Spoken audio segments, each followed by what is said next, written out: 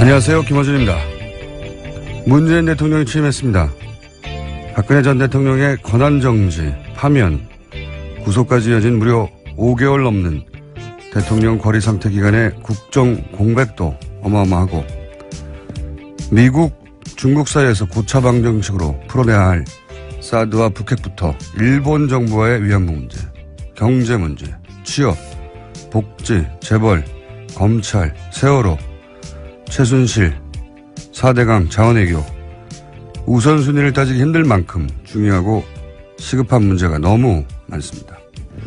대선 기간 각 후보, 지지자들 간 주고받았던 거친 공방으로 인한 상처도 여전히 시립니다.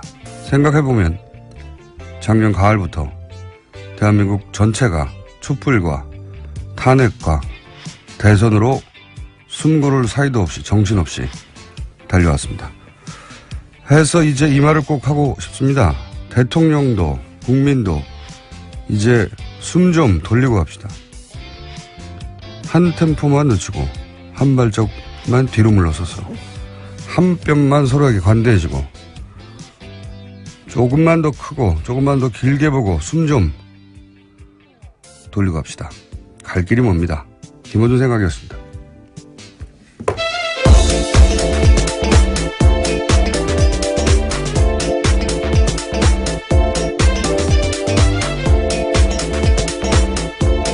시사인의 김은지입니다. 네. 어제 문재인 대통령이 굉장히 바빴어요, 보니까. 일정이 많았습니다. 네. 엄청 바쁘더라고요. 네. 우선 이제 취임식도 했고요. 네. 초간단했죠? 네, 국회에서 정말 간단하게 했는데 이례적으로 300명 자리밖에 만들지 않았었고요. 네. 또 예산도 딱히 들지 않았다고 합니다. 예산이 뭐 들 게 없더라고요, 보니까. 네, 박근혜 전 대통령 취임식 때 30억 넘게 들었다고 하던데요. 비교가 네. 되죠. 뭐 돈의 문제이기도 하지만 지금 뭐 취임식을 따로 준비하고 할 겨를도 없고요. 네. 굉장히 간소하고 담백하게 그냥 끝났어요. 네. 본인 성격도 그래요. 아마 정식으로 취임식을 했더라도 네. 그렇게 크고 화려한 취임식은 아니었을 텐데 취임식으로는 아마 앞으로 보기 힘들 정도로 초간단. 네, 시민들과 셀카 같은 것들도 찍고요. 네. 굉장히 이례적인 상황들이 많이 보였습니다. 이제 앞으로 이제 5월에 그럼 대선이 계속 있느냐 이렇게 궁금하신 분들이 많던데 3월인 거죠. 네, 인수위 기간이 있기 때문입니다. 네, 3월에 앞으로는 대선이 있는 겁니다. 네. 그러면 선거 운동 기간은 한 겨울이 되는 거죠. 네. 네, 굉장히 추울 때죠. 뭐 그런 일은 없어야겠지만 혹시라도 다음에 탄핵될 대통령은 가능하면 없어야죠. 여름에 좀 부탁드립니다. 없어야 합니다. 네. 한 겨울에 이제 꽁꽁 손이 언 채로 유세도 해야 되고 지지자들도 예, 얼음판, 빙판으로 나가야 된다는 거야. 그렇습니다. 여하간 앞으로는 3월에 있게 되는 겁니다. 대선은. 개헌이 있거나 또는 탄핵이 있지 않은 한 앞으로는 3월 대선이 됩니다. 자, 그리고 이제 눈에 띄었던 것은 경제기득 후보들 중에는 유승민 후보가 취임식에 자리를 했어요. 예. 네, 악수하는 모습 보였습니다. 다른 후보들은 아마도 일부러 이제 피해 주는 게 예의다 이렇게 생각하신 분들도 있고 또는 오고 싶지 않았던 분들도 있을 수도 있죠. 근데 이유가 뭐였든지 간에 본인이 앞으로 계속 정치를 할 거면 유승민 이제 의원이라고 불러야 되겠네요. 유승민 의원처럼 오는 게 좋지 않았을까 하는 생각을 했어요.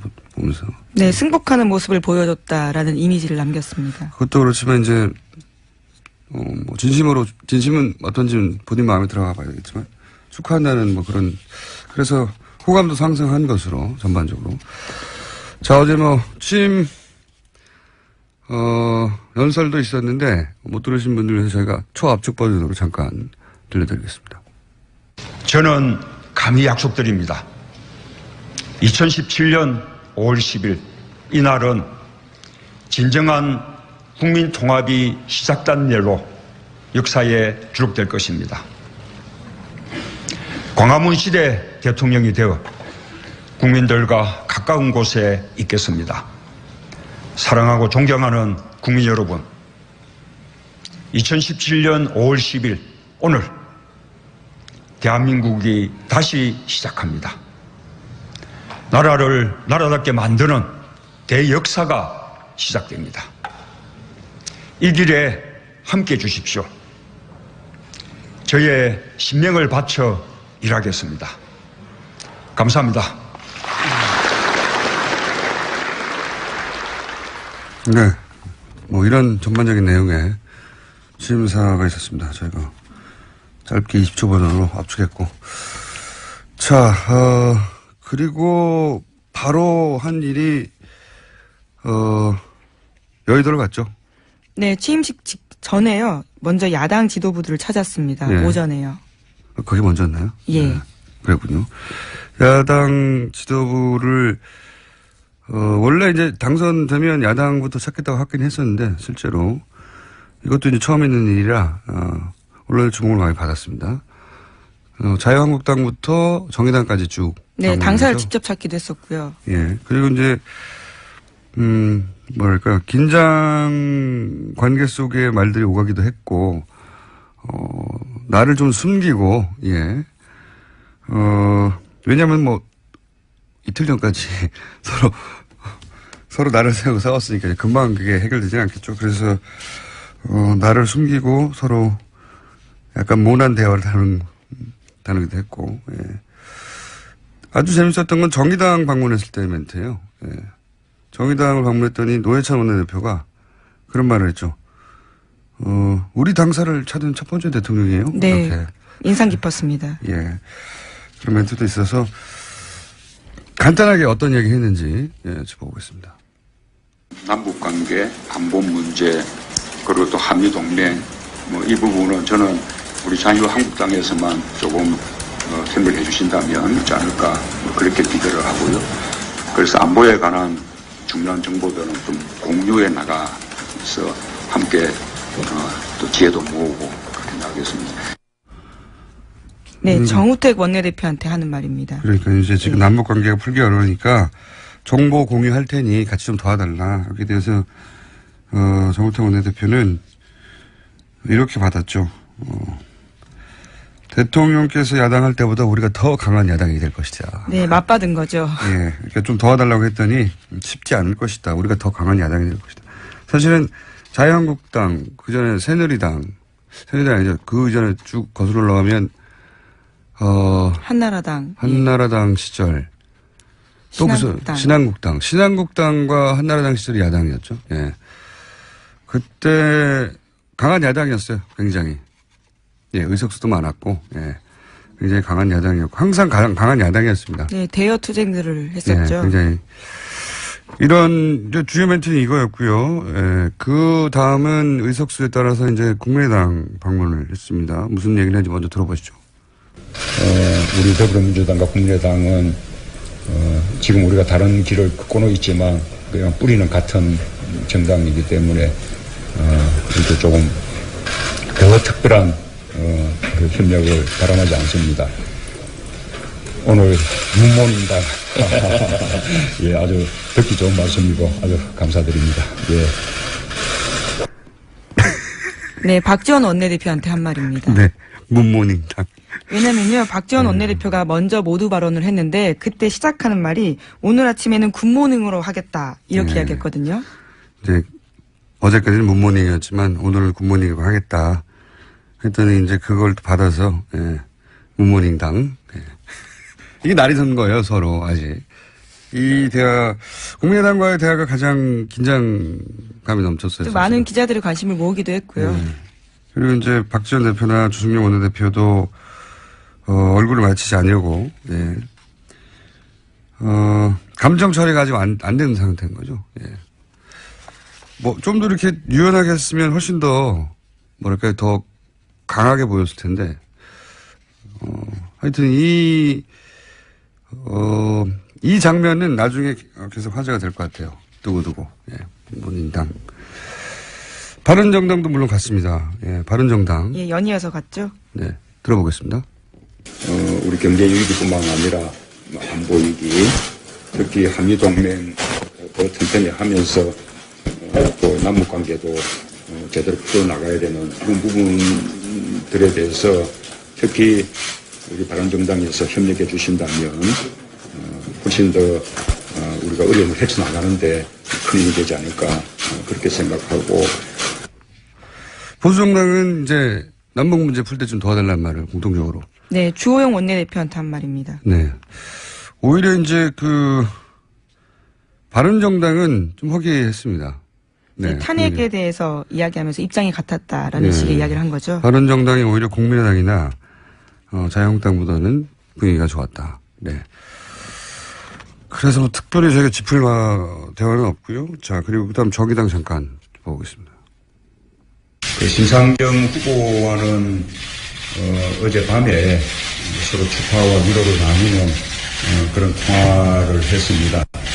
저는 정의당이 이번에 뜻을 이루지는 못했지만 그러나 정의당의 어떤 가치, 정책 지향 이런 것을 국민들에게 알리는 데는 저는 충분히 성공했다고 생각하고. 자, 그랬더니 이제 당사를 찾은 첫 번째 대통령 얘기가 나왔던 거고요. 네, 노회찬 원내대표한테 한 말인데 노회찬 원내대표도 화답을 하면서 야당 정치인과 소주 한잔하는 대통령 모습 보고 싶다라는 식의 일종의 제안을 했습니다. 자, 근데 제가 보니까 토론회 때부터 훨씬 말을 잘하더라고요. 조금 더 편안해진 상태이기 네. 때문으로 짐작되는데요. 토론회 때 그렇게 했으면 좀 더 표를 얻었죠. 자, 그리고 나서 이제 인선 발표하고 특이한 점은 인선을 대통령 본인이 기자회견하면서 네, 직접 했습니다. 그래서 대본 없이 기자회견하고 질문을 하라고 그랬더니 이제 청와대 질문이 준비가 안 돼가지고 질문이 없었어요. 그게 좀 이상했습니다. 보통 첫 인선하고 그러면 다른 나라도 뭐 백악관 이럴 때 엄청난 질문이 쏟아지는데 질문이 안 나와가지고. 아니, 뭐 자세한 내용들은 인선 당사자들한테 하라고 하긴 했었습니다. 대통령은 네. 빠지고요. 물론 제가 말하는 건 그겁니다. 예. 대통령, 그러니까 당사자들이 이제 질문 받겠다고 예, 했는데 그렇죠.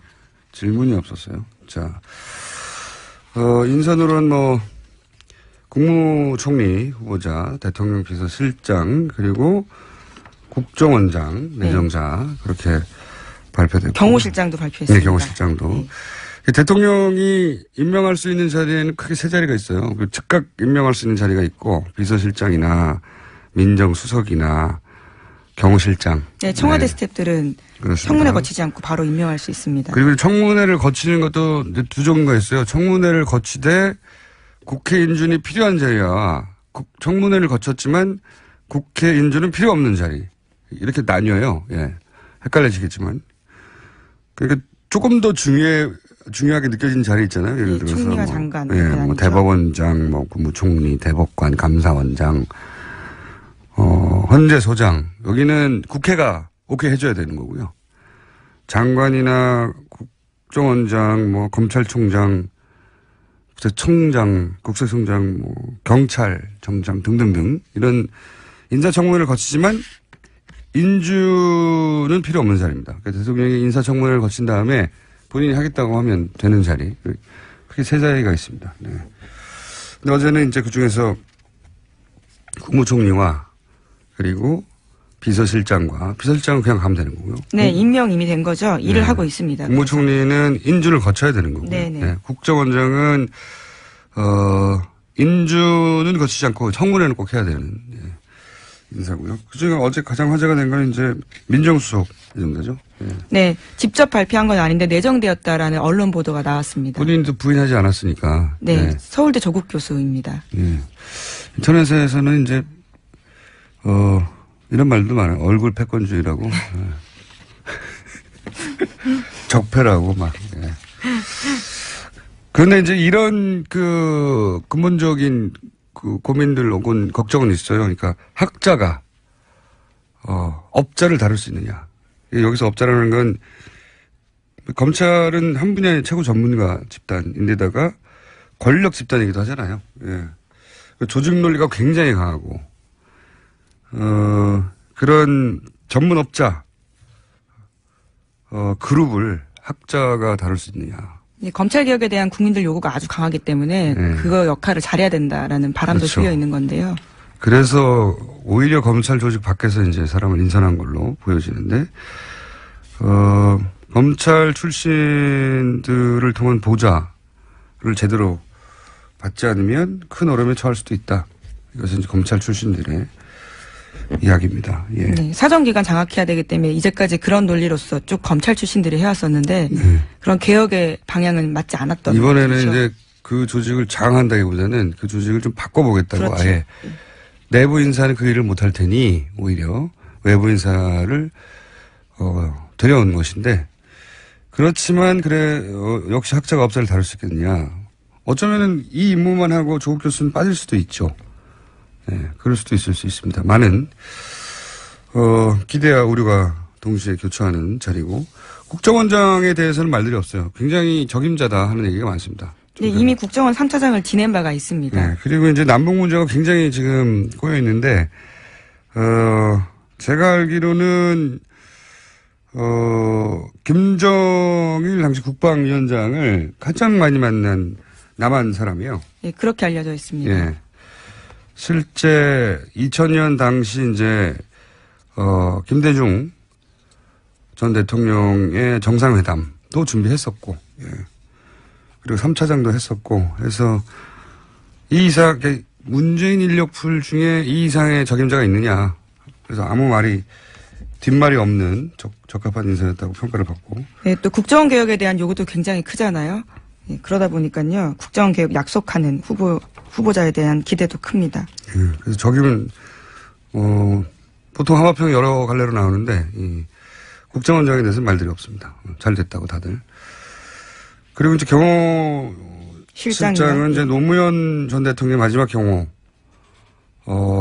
원이다. 네, 이렇게 봉하마을에까지 있었죠. 네, 자전거 같이 타고 다니던 네, 유명한 사진입니다. 양반입니다. 네. 그런 인사들이 이제 이루어졌고요. 자, 그리고 다른 당 사정도 잠깐 짚어볼까요? 네. 네, 홍준표 전 후보, 전 지사는요, 어제 자신의 SNS를 통해서 자유대한민국을 위해 할 일이 남아있다. 세상에 다시 부를 때까지 기다리겠다. 이렇게 남겼습니다. 당 안팎에서는 홍 후보가 당권 도전 시사했다라는 해석도 나옵니다. 자유한국당의 홍준표 후보는 사실은 당의 지원을 적극적으로 받지 못했죠. 실제. 개인 기로가 거기까지 간 것이고. 예. 그리고 이제 계보가 없고, 실제 새가 없고, 본인의 계보라고 할 만한 현직 국회의원이 사실상 전무합니다. 그런 대선 후보도 처음이었는데, 사실상 자신의 계보가 전혀 없는 대선 후보로 2위까지 하긴 했는데 이제는 이제 대선이 끝났으니까요. 당권을 누가 잡냐 가지고 큰 계보 간의 격돌이 있을 것이고 홍준표 후보는 혼자 또다시 이제 당권에 도전해서 당권을 잡아보겠다. 뭐 이런 구상인 것 같습니다. 네. 예, 우선은 한 달 정도는 미국에 있다 올 거다라고 합니다. 한 달이면 그냥 국내 계셔도 되는데. 네. 예, 당대표 선거가 6월이나 7월 정도에 예상되어 있거든요. 네. 만약에 이제 귀국하면 저희가 인터뷰 한번 추진해서 전혀 다른 각도에서 인터뷰 한번 해보겠습니다. 자, 그리고 안철수 이제는 뭐라고 했나요? 전 의원. 예. 전 의원도 입장을 냈습니다. 네, 어제 국민의당에서 선대위 해단식을 하면서 나온 메시지인데 안철수 전 의원은 당분간 휴식 취하겠다고 하면서도 좌절하지 않겠다라고 말했습니다. 재기 의사 밝힌 겁니다. 네, 삼수를 하겠다는 거죠. 네, 확실하게. 보통 이렇게 이제 대선에서 뭐 2번 정도 치고 나면 과거 김대중 전 대통령의 경우도 그랬고 일단은 정계 은퇴나 한 번 물러서는 포지션을 취했다가 한 최소한 2년, 3년 지나고 나서 복귀하거나 했는데 그럴 의사가 없다. 예, 지금부터 바로 준비에 들어가겠다. 그런 메시지인 것 같습니다. 네. 이제 본인의 의지는 그런데 안철수 전 의원이 문재인의 길을 갈 것인지 문국현의 길을 갈 것인지는 이제 앞으로 본인 하기 나름이겠죠. 갈림길에 서 있는 것 같고요. 만약에 이제 삼수를 한다면 앞으로 많은 기회가 있겠지만 자신이 있는 걸로 가지고 승부하는 게 좋겠다 그런 생각이 들었어요. 저는 이 메시지를 보면서 자신한테 부족하기 때문에 혹은 없는 것을 있는 것처럼 연기하거나 노력해서 커버하는 것으로는 그 전략을 수용해야 되지 않을까. 아주 간단한 예로 목소리도 그냥 본인 목소리를 하는 게 낫다. 저는 그거가 여하간 목소리로 상징되는 그냥 애초에 본인이 가진 것으로 승부하고 그걸 업그레이드하는 게 낫지 않겠나 그런 생각을 이 메시지를 보면서 했고요. 자, 한두 가지 정도 뉴스 더 짚어볼 수 있을 것 같습니다. 네, 어제 세월호에서요. 사람의 뼈로 추정되는 뼈가 2점 나왔습니다. 그렇군요. 세월호에 관련된 대선 막바지에 많은 분들이 잊고 있었는데 세월호 관련 뉴스도 앞으로 계속 저희가 네. 짚어드리기로 하겠고요. 추가 수습 기대하게 되는 상황인 거죠. 네, 아직은 그 뼈가 누구의 뼈인지 네, 한 달 정도 걸린다고 합니다. 네, 아직 DNA 분석하고요. 미수습자하고 미수습자의 뼈인지 아닌지는 전혀 확인되지 않은 상태로 뼈 2점이 추가적으로 발견됐고 아주 오래 걸릴 것 같아요. 생각보다. 예. 인양만 하면 금방 될 줄 알았는데 지금 속도라면 몇 개월이 걸릴 수도 있을 것 같습니다. 네. 자, 하나 정도 짧게 짚고 끝낼 수 있을 것 같습니다. 네, 이제 표 분석이 본격적으로 되고 있는데 네. 문재인 대통령이 강남 3구에서도 첫 승리했다고 합니다. 그러니까 서울 25개 자치구에서 모두 이겼다라는 거죠. 그건 처음 있는 일이네요. 예. 진보 보수 무관하게 대부분 이제 강남은 보수에서 항상 점령하고 나머지 지역은 야권 후보가 가져가고 서울 지역은 특히 그랬었는데 이번에는 전 지구가 요 분석은 저희가 오늘은 뭐 간단하게 언급만 하고요. 요 분석은 전국을 가지고 앞으로 분석이 나올 테니까 차근차근 짚어보기로 하겠습니다. 지금까지 시사인의 김은지였습니다. 감사합니다. 문재인 정부가 앞으로 풀어야 할 과제 중에 유난히 주변 관계국과의 문제가 많습니다. 해서 오늘은 저희가 문재인 정부가 주변 관계국과 풀어야 할 문제, 이 문제를 각국에서는 어떻게 바라보고 있는지, 그리고 각국의 반응은 어떤지 미국, 중국, 일본 차례로 짚어보겠습니다. 먼저 미국의 노정민 통신원 전화 연결되겠습니다. 안녕하세요.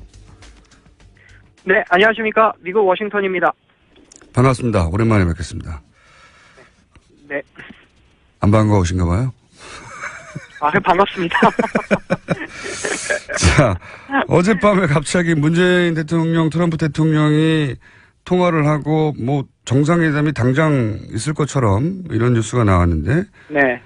예. 어떻게 다뤄지고 있는 뉴스는? 예. 예. 일단 미국 이곳 현지 시간으로 9시 30분이었습니다. 예, 트럼프 대통령이 먼저 문재인 대통령에게 전화를 걸었고요. 문재인 대통령의 당선을 축하했고 또 한국과 미국은 아주 위대한 동맹이다. 뭐 이렇게 또 극찬하면서 문재인 대통령을 공식 초청하겠다 이런 의사도 밝혔거든요. 그러면서 앞으로 이제 북핵 문제라든지 한반도 안보 위기에 대해서 공조하고 협력하겠다. 그리고 미국의 고위 자문단이 한국을 방문할 수 있도록 하겠다. 뭐 이런 이야기까지 나왔습니다. 그만큼 또 한미동맹의 강화를 강조하는 그런 모습을 좀 보인 것 같고요. 또 이전에 미국 백악관이 성명을 통해서 뭐 한미동맹의 강화 협력을 기대했습니다만 앞으로도 계속해서 좀 문재인 대통령과 트럼프 대통령이 정책적으로 좋은 관계를 유지하지 않겠는가 뭐 이런 기대도 워싱턴에서 많이 좀 높아지고 있습니다. 네, 뭐 새로운 대통령이 나왔으니까 의례적으로 칭찬해주고 뭐 그런 건 당연한 건데. 네네. 예, 새로운 대통령이 나오는데 나쁘다는 경우는 없잖아요. 근데 제가 그렇죠. 궁금한 것은 이제 속내가 드러내는 혹은 뭐 이번 대선에 대한 평가라든가 그러니까 우리 외교적 의식 없이 실제 언론들이 어떻게 반응하는지 대선에 대한 반응이나 혹은 문재인 정부에 대한 우려나 뭐 이런 걸 좀 이런 게 좀 궁금합니다.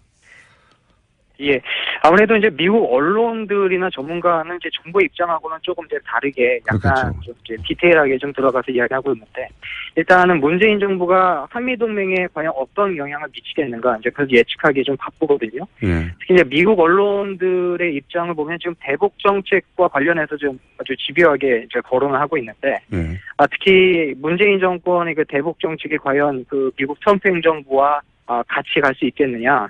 이것 때문에 그 양국 한미 관계에 좀 금이 가지 않겠냐 이런 관측을 많이 내놓고 있습니다. 네. 그래서 오늘 또 제가 뭐 워싱턴에서 열린 한 또 그 토론회에 좀 제가 좀 다녀왔는데 네. 거기서도 좀 전문가들 사이에서 이런 우려를 많이 내놓고 있거든요. 예, 예. 특히 뭐 사드 배치 문제라든가 뭐 대북 정책이라든가 뭐 이런 부분에 대해서 좀 한미 관계에 있어서 좀 균열이 좀 생기지 않겠는가 이런 우려의 목소리도 사실 있습니다. 네. 미국의 입장과 지금 문재인 정부의 입장은 사드에 대해서는 배치되니까요, 현재.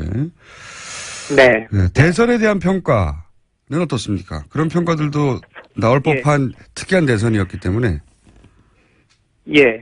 그 사실 이번에 그 문재인 대통령이 어떻게 승리했다고 보느냐 뭐 이런 질문들이 좀 많이 나오는데 예. 제가 오늘도 뭐 전문가들하고 이야기를 좀 나눠보니까 이제 아무래도 이제 새로운 변화와 개혁을 요구하는 어떤 그 국민의 열망에 이제 문재인 대통령이 이제 등장했다 이제 이런 이야기도 있지만 사실 그 보수 세력의 어떤 그 분열, 또 보수 세력이 힘을 많이 잃은 점도 사실 문재인 정권이 탄생하는데 많이 좀 긍정적인 작용을 했다 뭐 이런 평가가 좀 있더라고요.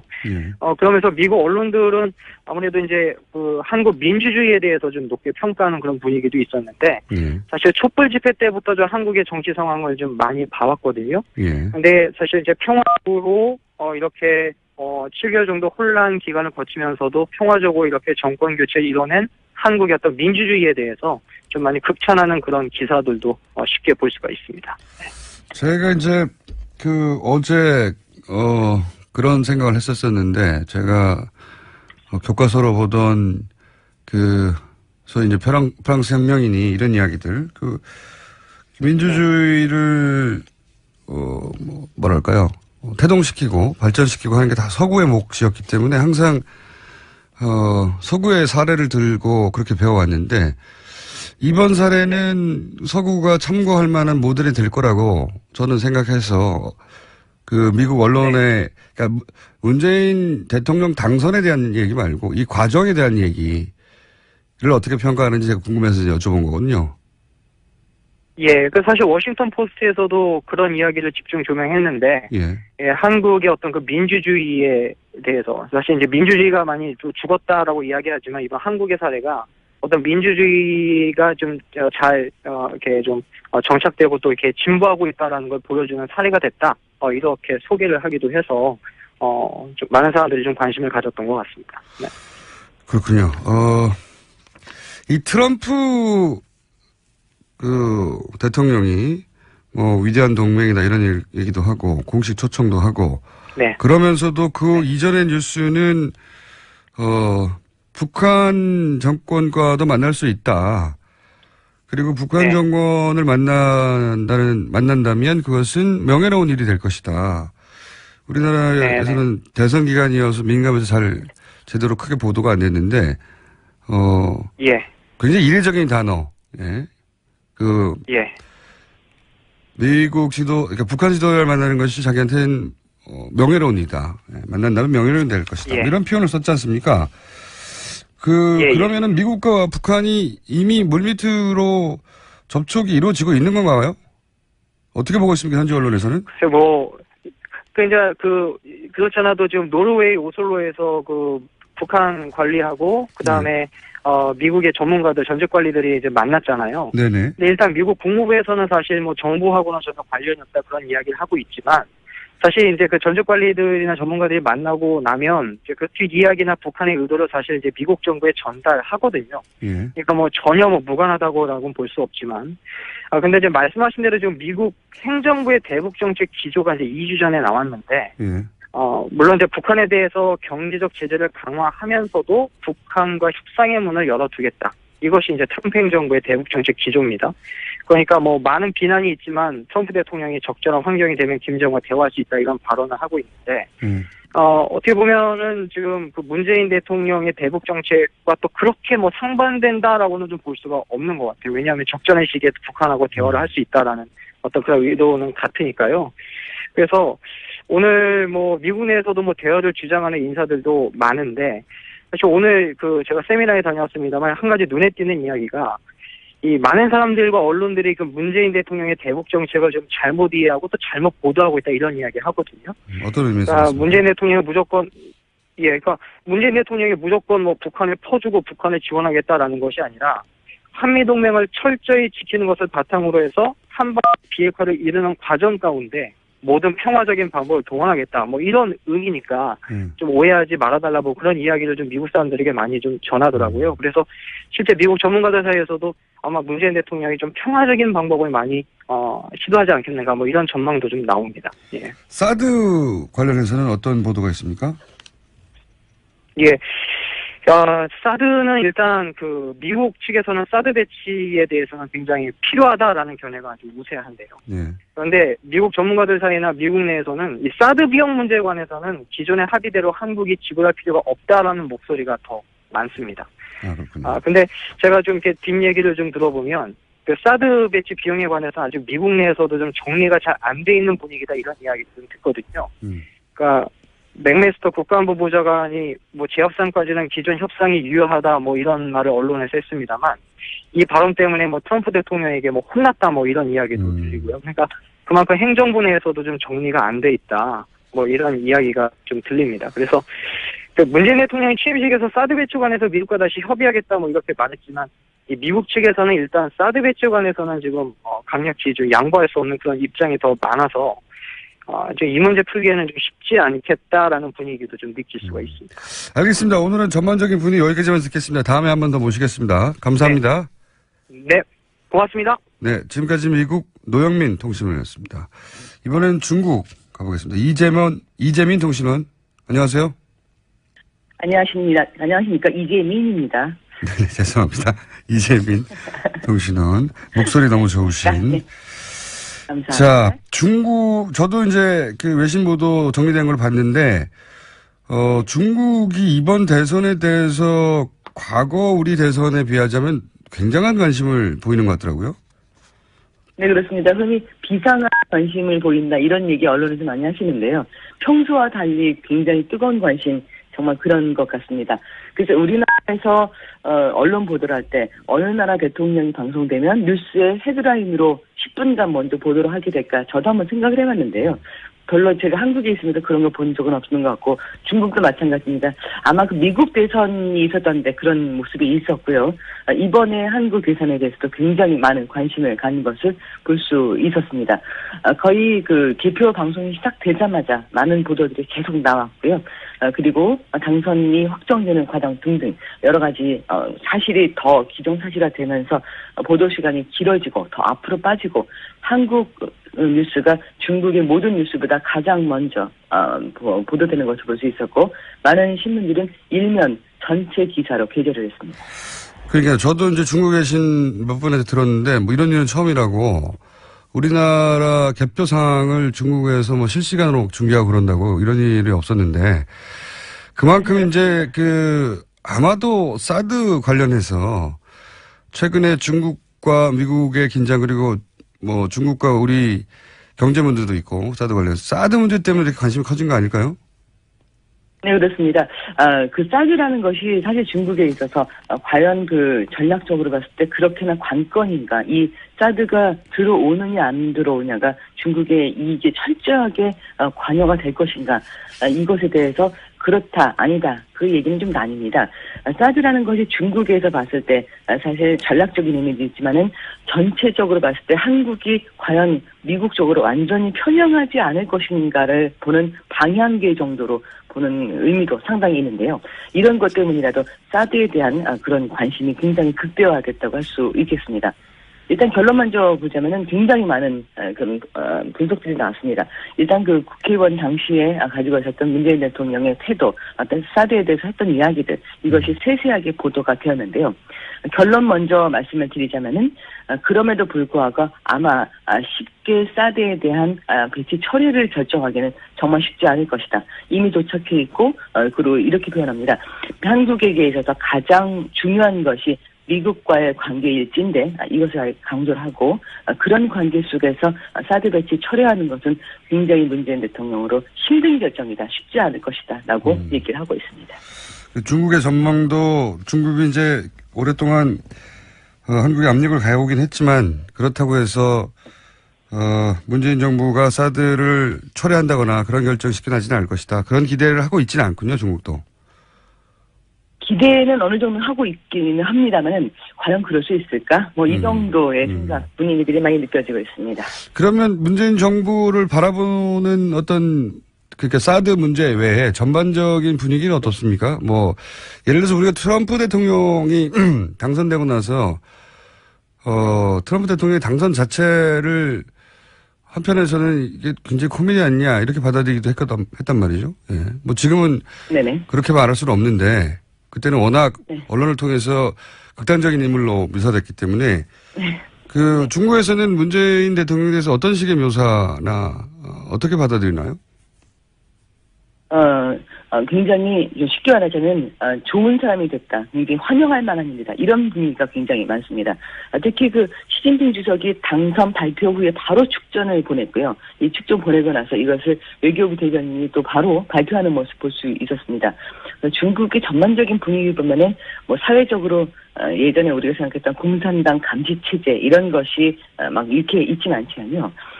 주석이 일단 좋은 표현을 하고 나면 그 밑으로 전체 정부 체계 그 또 관련된 국민들 정서까지 굉장히 빠르게 움직이는 것을 볼 수 있습니다. 축전을 아주 빠르게 보냈다라는 것은 좋은 시그널, 아주 한국과 잘 지내고 싶다라는 시그널을 보냈다고 할 수 있는데요. 대화를 할 만한 좋은 대통령과 함께 이야기를 할 수 있게 되었다. 이런 등등의 표현이 중국 언론에 많이 나오고 있고요. 그는 늘 무척 진지하다라는 표현 등등이 많이 나오고 있습니다. 보통 그 대통령 당선되고 나면 평가하면서 그는 이런 면이 좋고 이런 면은 좀 아쉽다. 이런 양반된 그런 보도를 아무래도 하게 되는데요. 어제 봤던 보도에서 문재인 대통령에 대한 부정적인 보도, 걱정스러운 보도는 찾아보기가 어려웠습니다. 중국 입장에서는 환영할 만한 당선자다 이렇게 받아들였나 봅니다. 네. 진지하다는 맞죠. 예. 항상 진지하다. 저도 이제 그 몇 기사를 번역한 걸 봤는데 진지하다도 있지만 진지하게 상대해야 할 대통령이다. 뭐 이런 표현도 있더라고요. 예. 네, 그렇습니다. 그러면 진지하게 상대하는 게 뭐 조심해야 될 인물이다 그런 식은 아니고요. 중국의 업무를 봤을 때는 좋은 진지하게 잘 이야기를 나눌 만한 대화 상대이다. 뭐 이런 표현이었습니다. 알겠습니다. 경제 부분은 어떻습니까? 이제 사드 때문에 제재 조치를 중국에서는 아니라고 하지만 공식적으로는 아니라고 하지만 실제로는 많이 받고 있었지 않습니까? 변화가 있을까요? 네, 일단은 아까 제가 말씀드린 것처럼 이제 위에서 어떠한 태도를 보이느냐에 따라서 정말 그 밑으로 쭉 계속 연결이 되면서 태도들이 많이 바뀌게 되는데요. 어제 제가 저희 회사는 이제 그 중국의 한국 물건을 마케팅을 하는 그런 일을 하고 있습니다. 예. 그러다 보니까 아무래도 이 사드 국면이 영향받았었는데 축하한다는 전화, 메시지 이런 것도 중국 분들한테 꽤 많이 받았습니다. 예, 문재인 대통령이 당선을 축하한다고 저한테 보내셔가지고 제가 그 어떤 그 당선을 누구를 지지한다고 표현을 한 적이 없었는데 왜 이렇게 표현을 할까 뭐 이런 생각을 할 정도였습니다. 앞으로 많이 개선이 될 것이라는 기대 섞인 전망들과 함께 아마 그런 연락을 하지 않았을까 싶은데요. 중국으로서도 예. 바로 옆에 있는 나라 한국과 이렇게 껄끄럽고 불편하게 지내는 게 하나도 기쁜 일은 아니었고요. 경제적으로 좋고 또 사실 그 중국과 최근 둘러싼 그 주변 국가들하고 그렇게 사이가 좋은 나라가 많지가 않습니다. 이런 과정 중에서 중국도 사실은 한국과 관계를 개선을 뭔가 해야 되는데 어떤 그 실마리랄까 아니면 어떤 명분이랄까 이런 것이 상당히 필요하다가 마침 잘 됐다라고 굉장히 반가워하고 있는 그런 모습을 느낄 수 있습니다. 어쨌든 중국 입장에서는 여러 후보들 중에서 중국 입장 기준으로 보자면 본인들과 대화하기 편하고 대화했을 때 결과가 나올 것 같은 그런 인상을 주는 당선자인가 봅니다. 중국 입장에서는 전반적으로 환영 분위기네요. 예. 네, 그리고 거기에는 아마 그 남북 관계 개선에 대한 기대도 포함이 되어 있는 듯합니다. 사실 그 중국 입장에서 혼자서 전 세계로부터 좀 나서서 북한 설득을 해봐라. 뭐 이런 주문을 계속 받고 있었는데 누군가 좀 자기와 같이 북한과 대화를 해주기를 바라고 있는 입장에서 아마 문재인 대통령은 그러지 않을까 이런 기대를 하고 있는 듯합니다. 알겠습니다. 오늘 말씀 감사합니다. 감사합니다. 네, 고맙습니다. 지금까지 중국 이재민 통신원이었고요. 조금 시간이 늦어졌습니다. 일본 게이센 여학원대 이영식 교수님 연결됐습니다. 안녕하십니까? 네, 안녕하세요. 네, 일본도 대서특필했다는 얘기는 봤는데 일본의 현 정부 입장에서 보자면 좀 불편한 상대가 당선된 거 아닙니까? 그렇죠. 일본에서는 원래 보수 후보가 당선되기를 기대했다고 보는데요. 예. 결국 문재인 대통령이 당선이 됐기 때문에 좀 현실로 받아들이고 있는 분위기인 것 같습니다. 저도 이제 일본 언론이 보도한 거, 번역된 거를 쭉 봤는데, 걱정을 많이 하는 분위기더라고요. 일본 언론도. 예. 그렇죠. 먼저 한일 위안부 합의 문제에 대해서, 문재인 대통령의 경우는, 무효를 명확하게 이야기하지 않더라도 기본적으로 재교섭이라는 것을 명확하게 하고 있고요. 예. 또, 그리고 역사 문제에 대해서는 이전 그 노무현 대통령 시기에 한일 관계가 역사 문제로 조금 많이 균열이 있었기 때문에 그 정신을 계승하고 있는 후계자라는 이런 분위기에 기본적으로는 반일 후보다라는 인사라는 부분에 대해서 경계를 많이 하고 있는 것 같습니다. 네, 위안부 문제에 재협상 없다 이런 식의 언론 보도 일본 정부에서 발표했는지 모르겠는데 언론에서는 그런 보도 나오더라고요. 축하 성명이 아베 정부로부터 나오긴 했지만 어떻게 보십니까? 이 축하 성명 속에 담긴 메시지? 기본적으로 어제 아베 수상이 그 정오 때 그 취임 선서식 이후에 성명을 발표했는데요. 한국은 이러면 전략적 이익을 공유하는 중요한 국가이고 북한 문제에 대한 연계와 미래의 지향의 이러한 관계를 발전시키고 싶다. 이런 내용을 했는데 기본적으로는 현재 한일 관계, 한미일 동맹으로 북한을 압박하는 것에 대해서 혹시 균열이 생길 것이라는 이런 불안감이 일본 국내에 많이 있는데요. 이것을 좀 희석시키기 위해서 북한 문제에 대해서도 일본과 협의하기를 바라고 또 미래지향이라는 표현은 위안부 문제라든지 과거 문제에 별로 구애받지 않고 될 수 있으면 미래지향적인 이야기를 하기 원한다라는 좀 사전 포석을 둔 것 같습니다. 그러면서도 이 관방장관이 위안부 합의한 거 이행하라고 이런 말은 결국은 재협상 안 하겠다는 말 아니겠습니까? 기본적으로 수가 관방장관은 어떻게 보면 자민당 내의 분위기를 반영하고 있는 거기 때문에 다음 정권과도 이 한일 위안부 합의에 대한 재교섭은 있을 수 없다라고 하는 당의 의견을 전면적으로 이야기하고 있는 거죠. 예. 어떻게 보십니까? 그 문재인 대통령은 후보자 시절에 계속 재협상이 꼭 필요하다고 얘기를 했었었는데 이게 가능할까요? 일본 분위기상? 글쎄요. 일본은 이 박근혜 대통령 때 12월에 있었던 이 한일 위안부 합의 자체도 일본이 최대한 양보했다라는 기본 입장을 가지고 있기 때문에 일본에서는 그것을 다시 정권이 바뀌면은 또 항상 요구가 바뀐다라는 생각을 하고 있죠. 그래서 기본적으로는 이 한일 위안부 합의를 한일 관계 개선에 그 재교섭이 없다라는 것을 전제로 일단 강공책으로 나올 수는 있을 것 같은데요. 근데 이 한일 관계가 꼭 한일 위안부 문제만이 그 중요한 이슈는 아니기 때문에 그렇죠. 한일 위안부 문제를 처음에 첫 입구로 두기보다는 한일 간의 관계 개선 속에서 이것을 다른 어떤 방향으로 안건을 좀 제3자로 분리한다든지 이런 식으로 조금 대응책을 바꾸면은 아베 정권 내에서도 한일 관계 개선을 좀 더 요구하고 있기 때문에 위안부 문제에 대해서는 좀 다른 방식을 생각할 필요가 있을 것 같습니다. 그렇군요. 그 일본은 지금 우리나라 그 새로운 정부에 대한 관심이 워낙 많아가지고 그 총리 내정자나 인선에 대해서도 관심을 표명한다고 하는데 예를 들어서 이낙연 총리 내정자에 대해서는 어떻게 반응합니까? 기본적으로 일단 일본 미디어가 문재인 대통령에 대해 많은 경계를 하고 있고요. 특히 그중에서 문재인 대통령 자신에 대한 정보를 거의 갖고 있지 않습니다. 그래서 어제 같은 경우도 저도 일본 방송에 어제 계속 나가면서 제일 물어보는 게 문재인 대통령 개인에 대한 여러 사정도 있지만 특히 예를 들면 김종숙 퍼스트 레이디에 대한 보도를 하는 것들 보면 이제 어떤 식으로든지 문재인 인맥에 대한 많은 정보를 요구하는 것 같고요. 특히 그 중에서 많이 반일적인 이런 정책을 쓸 거라고 생각했는데 국무총리 내정자가 이낙연 현 도지사 같은 경우는 동아일보 특파원으로 일본에서 오랫동안 언론 활동을 하셨고요. 또 일본의 많은 인맥들을 가지고 계시기 때문에 일본 관계를 개선하기 위한 하나의 한국의 문재인 대통령의 첫 메시지다라는 식으로 특히 NHK 방송이 아주 많이 호의적인 이런 반응을 보이는 것 같습니다. 그렇군요. 일본은 특히 트럼프 정부 때도 그랬지만 주요 관계국들이 정부가 출범하면 그 중에서 이제 일본과 가까운 사람들 막 찾는데 일단 이낙연 총리 내정자를 찾았군요. 예, 그렇죠. 그리고 일단은 지금 현재 아베 내각 같은 경우는 이 대외 관계를 통해서 계속 이제 국내 문제를 많이 희석화시키고 있는 분위기죠. 예, 예. 그래서 이 조기 정상회담도 빨리 하겠다. 막 이런 것은 어쨌든 한일 관계에서 밀리지 않겠다는 의지를 보여주는 거고요. 그리고 특히 현재 국내 문제에 모리토모 학원 문제라든지 또는 현재 공모제죠. 테러를 방지하는 이유로 공모제 법안을 지금 다음 주에 이 가결을 해야 되는데 우리나라 테러 방지법과 비슷한 거죠. 예, 예. 그렇죠. 예. 예, 이것은 별로 여론이 좋지 않기 때문에 지금 한국과의 이 조기 정상회담이라든지 한중일 외교라든지 이런 걸 통해서 어떻게든지 이슈를 전환시키고 싶은 거죠. 그런데 문재인 대통령에 대해서는 거의 그 인맥 배경이 없기 때문에 어떤 형태로든지 문재인 대통령과 이 파이프를 만들려고 하는 뭐 이러한 좀 열의를 가지고 있는 것 같습니다. 그렇군요. 관계망을 만들고 싶어 하는데 어쨌든 걱정을 하고 있다.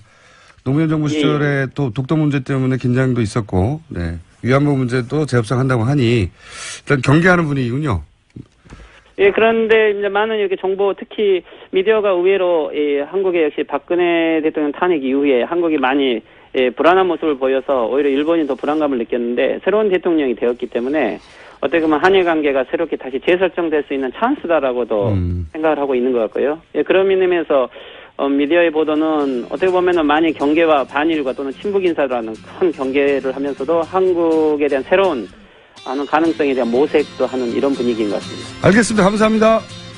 예, 수고하십시오. 이영채 게이센 그리고 이제 박지원 대표나 주승용 원내대표도 얼굴을 맞히지 않으려고 감정 처리가 아직 안 되는 상태인 거죠. 예. 뭐 좀 더 이렇게 유연하게 했으면 훨씬 더 뭐랄까요 더 강하게 보였을 텐데 하여튼 이 장면은 나중에 계속 화제가 될 것 같아요. 두고두고. 예. 본인당. 바른정당도 물론 갔습니다. 예. 바른정당. 예, 연이어서 갔죠. 네. 들어보겠습니다. 우리 경제 위기뿐만 아니라 안보 위기, 특히 한미 동맹 더 튼튼히 하면서 또 남북 관계도 제대로 풀어 나가야 되는 이런 부분들에 대해서 특히 우리 바른정당에서 협력해 주신다면 훨씬 더 우리가 어려움을 헤쳐나가는데 큰 힘이 되지 않을까 그렇게 생각하고. 보수정당은 이제 남북 문제 풀 때 좀 도와달라는 말을 공통적으로. 네, 주호영 원내대표한테 한 말입니다. 네. 오히려 이제 바른정당은 좀 허기했습니다.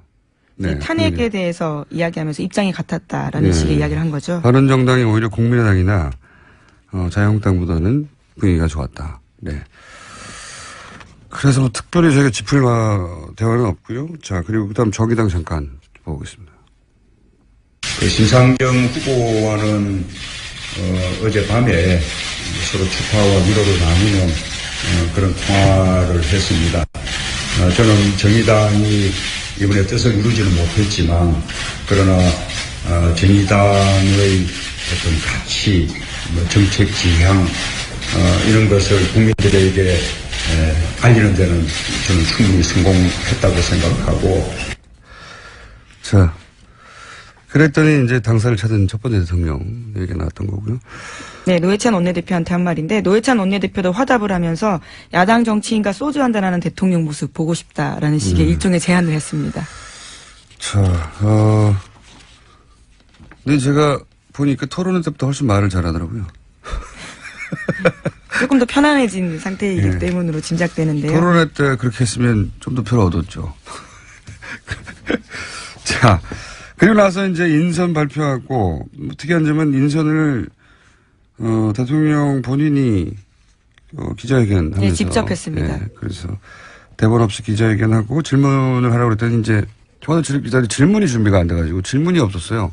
그게 좀 이상했습니다. 보통 첫 인선하고 그러면 다른 나라도 뭐 백악관 이럴 때 엄청난 질문이 쏟아지는데 질문이 안 나와가지고. 아니, 뭐 자세한 내용들은 인선 당사자들한테 하라고 하긴 했었습니다. 대통령은 빠지고요. 물론 제가 말하는 건 그겁니다. 예. 대통령, 그러니까 당사자들이 이제 질문 받겠다고 했는데. 그렇죠. 써야합니다. 한겨울에 이제 꽁꽁 손이 언 채로 유세도 해야 되고 지지자들도 얼음판, 빙판으로 나가야 된다는 거야. 그렇습니다. 여하간 앞으로는 3월에 있게 되는 겁니다. 대선은. 개헌이 있거나 또는 탄핵이 있지 않은 한은 앞으로는 3월 대선이 됩니다. 자, 그리고 이제 눈에 띄었던 것은, 경제기득 후보들 중에는 유승민 후보가 취임식에 자리를 했어요. 예. 네, 악수하는 모습 보였습니다. 다른 후보들은 아마도 일부러 이제 피해주는 게 예의다, 이렇게 생각하신 분들도 있고, 또는 오고 싶지 않았던 분들도 있을 수도 있죠. 근데 이유가 뭐였든지 간에, 본인이 앞으로 계속 정치를 할 거면 유승민 이제 의원이라고 불러야 되겠네요. 유승민 의원처럼 오는 게 좋지 않았을까 하는 생각을 했어요. 보면서. 네, 승복하는 모습을 보여줬다라는 이미지를 남겼습니다. 그것도 그렇지만 이제 뭐 진심은 어떤지는 본인 마음에 들어가 봐야겠지만 축하한다는 뭐 그래서 호감도 상승한 것으로 전반적으로. 자, 어제 취임 연설도 있었는데 못 들으신 분들 위해서 저희가 초압축 버전으로 잠깐 들려드리겠습니다. 저는 감히 약속드립니다. 2017년 5월 10일 이날은 진정한 국민 통합이 시작된 날로 역사에 기록될 것입니다. 광화문 시대 대통령이 되어 국민들과 가까운 곳에 있겠습니다. 사랑하고 존경하는 국민 여러분, 2017년 5월 10일 오늘 대한민국이 다시 시작합니다. 나라를 나라답게 만드는 대역사가 시작됩니다. 이 길에 함께 해 주십시오. 저의 신명을 바쳐 일하겠습니다. 감사합니다. 네. 이런 전반적인 내용의 취임사가 있었습니다. 저희가 짧게 20초 버전으로 압축했고. 자, 그리고 바로 한 일이, 여의도를 갔죠. 네, 취임식 전에요. 먼저 야당 지도부들을 찾았습니다. 네. 오전에요. 그게 먼저였나요? 예. 네, 그랬군요. 야당 지도부를, 원래 이제 당선되면 야당부터 찾겠다고 하긴 했었는데, 실제로. 이것도 이제 처음 있는 일이라, 언론의 주목을 많이 받았습니다. 자유한국당부터 정의당까지 쭉. 네, 당사를 직접 찾기도 했었고요. 예. 그리고 이제, 긴장 관계 속의 말들이 오가기도 했고, 나를 좀 숨기고, 예. 왜냐면 이틀 전까지 서로 나를 세우고 싸웠으니까 금방 그게 해결되지는 않겠죠. 그래서, 나를 숨기고 서로 약간 모난 대화를 나누기도 했고, 예. 아주 재밌었던 건 정의당 방문했을 때 멘트예요. 예. 정의당을 방문했더니 노회찬 원내대표가 그런 말을 했죠. 우리 당사를 찾은 첫 번째 대통령이에요. 네. 이렇게. 인상 깊었습니다. 예. 그런 멘트도 있어서 간단하게 어떤 얘기 했는지 짚어보겠습니다.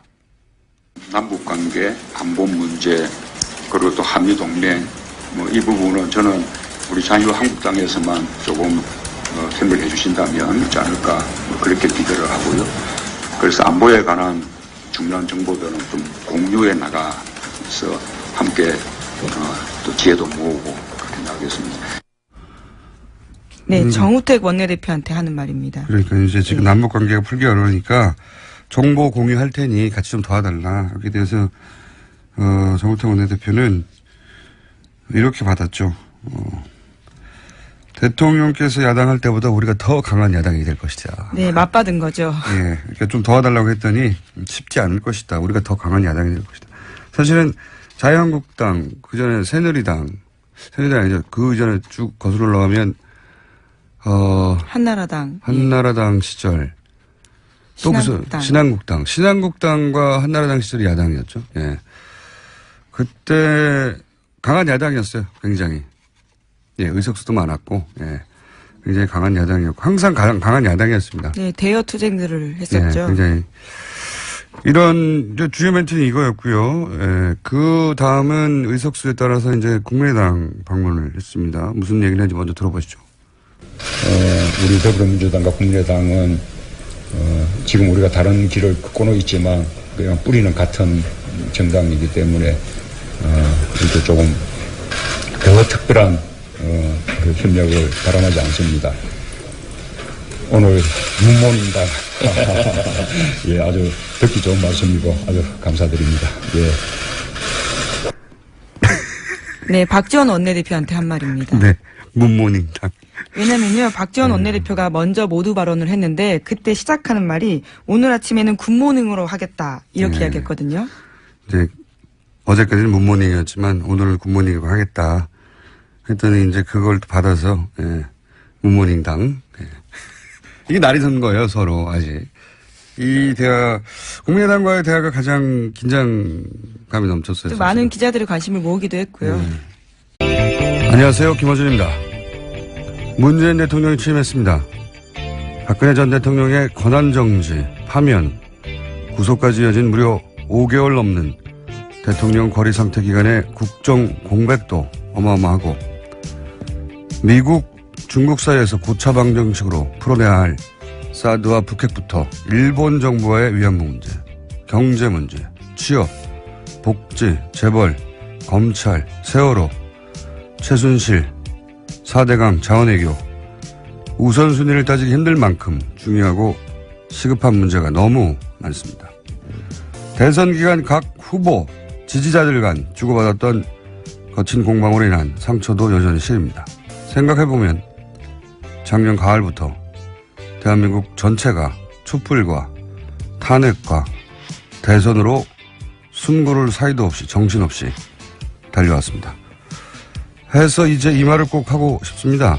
대통령도 국민도 이제 숨 좀 돌리고 갑시다.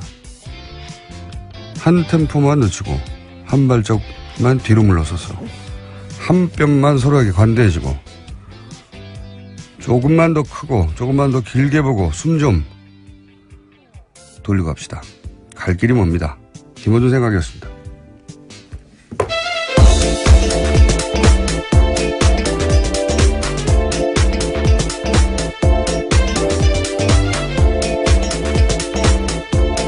시사인의 김은지입니다. 네. 어제 문재인 대통령이 굉장히 바빴어요, 보니까. 일정이 많았습니다. 네. 엄청 바쁘더라고요. 네. 우선 이제 취임식도 했고요. 네. 초간단했죠? 네, 국회에서 정말 간단하게 했는데 이례적으로 300명 자리밖에 만들지 않았었고요. 네. 또 예산도 딱히 들지 않았다고 합니다. 예산이 뭐 들 게 없더라고요, 보니까. 네, 박근혜 전 대통령 취임식 때 30억 넘게 들었다고 하던데요. 비교가 되죠. 뭐 돈의 문제이기도 하지만 지금 뭐 취임식을 따로 준비하고 할 겨를도 없고요. 네. 굉장히 간소하고 담백하게 그냥 끝났어요. 네. 본인 성격도 그래요. 아마 정식으로 취임식을 했더라도 네. 그렇게 크고 화려한 취임식은 아니었을 텐데 취임식으로는 아마 앞으로 보기 힘들 정도로 초간단. 네, 시민들과 셀카 같은 것들도 찍고요. 네. 굉장히 이례적인 상황들이 많이 보였습니다. 이제 앞으로 이제 5월에 그럼 대선이 계속 있느냐 이렇게 궁금하신 분들이 많던데 3월인 거죠. 네, 인수위 기간이 있기 때문입니다. 네, 3월에 앞으로는 이제 대선이 있는 겁니다. 네. 그러면 선거 운동 기간은 한 겨울이 되는 거죠. 네, 굉장히 추울 때죠. 뭐 그런 일은 없어야겠지만 혹시라도 다음에 탄핵될 대통령은 가능하면 없어야죠. 여름에 좀 부탁드립니다. 질문이 없었어요. 자, 인선으로는 뭐 국무총리 후보자, 대통령 비서실장 그리고 국정원장, 내정자 그렇게 발표됐고 경호실장도 발표했습니다. 네, 경호실장도. 네.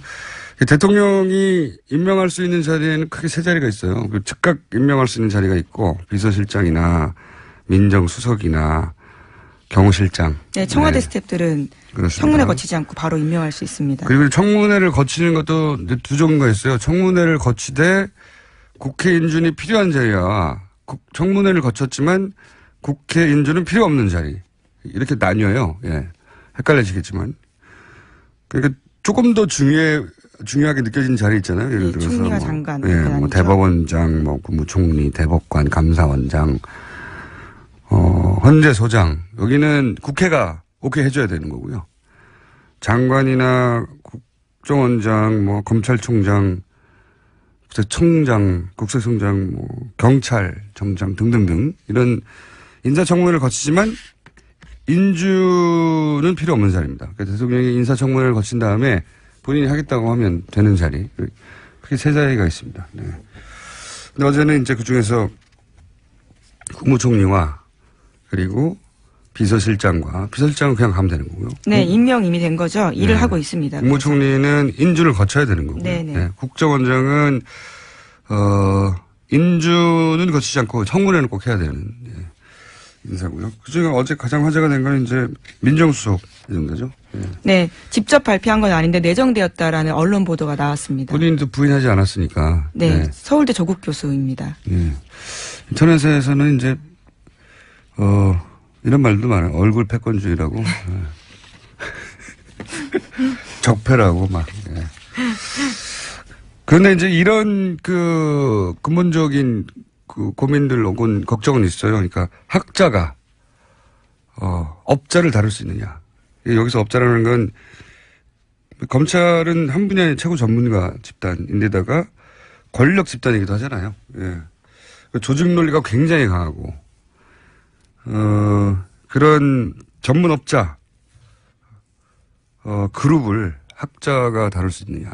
검찰 개혁에 대한 국민들 요구가 아주 강하기 때문에 그거 역할을 잘해야 된다라는 바람도 그렇죠. 들려 있는 건데요.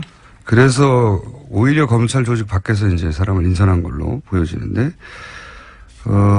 검찰 출신들을 통한 보좌를 제대로 받지 않으면 큰 어려움에 처할 수도 있다. 이것은 이제 검찰 출신들의 이야기입니다. 예. 네, 사정기관 장악해야 되기 때문에 이제까지 그런 논리로서 쭉 검찰 출신들이 해왔었는데 그런 개혁의 방향은 맞지 않았던